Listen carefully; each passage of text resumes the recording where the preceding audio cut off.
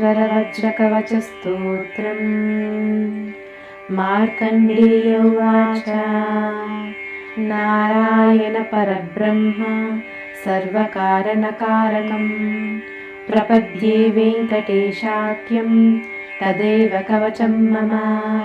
सहस्रशीर्षा पुरुषो वेङ्कटेशशिरोवत् प्राणेशः प्राणनिलयः प्राणं रक्षतु मे हरिः।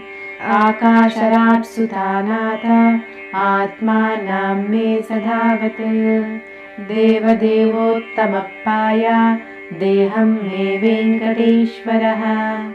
सर्वत्र सर्वकार्येषु मङ्गां भाजानिरीश्वरः पालयेन्मामकं सदा कर्मसाफल्यं नः प्रयच्छत्। य एतत् वज्रकवचमभेद्यं वेङ्कटेश्वरः सायं प्रातः पठेन्नित्यं मृत्युं तरति निर्भयः।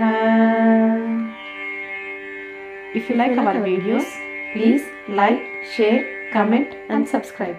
Thank you.